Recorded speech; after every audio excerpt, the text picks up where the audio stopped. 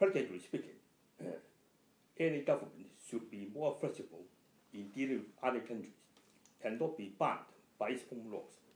But by passing this Hong Kong Human Rights and Democracy Act, the U.S. politicians are in fact binding the U.S. government in its handling of Hong Kong affairs and Chinese affairs, which is very unwise.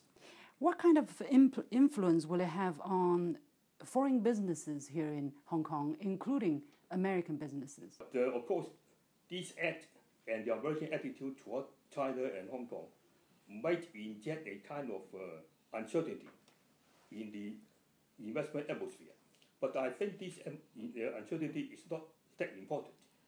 As long as Hong Kong maintains its free port status and its international city status, and as long as China prospers and Hong Kong is a gateway into China, I don't think this act will really dent too much investors' confidence in Hong Kong. Then why does the United States want to do that? Well, I would say that there are several reasons. One is that the American politicians compete to show that they are anti-China, particularly with a view to get votes in the forthcoming elections. The other is that the United States politicians want to encourage or empower the Hong Kong's protesters, particularly those who are violent, to sustain the turmoil in Hong Kong so as to make Hong Kong into a pawn against China, to weaken Hong Kong's economic value to China, and to use Hong Kong in the long run as a factor to contain China's rise. Is that why the Chinese government has condemned the sinister intentions behind this bill? Is that how you understand it? I think the Chinese government are more concerned about the better principle rather than the practical effect on Hong Kong and on China. Because this act of the United States explicitly and blatantly interferes in Hong Kong affairs, which is a kind of challenge to Chinese sovereignty over Hong Kong, and to prolong Hong Kong's turmoil.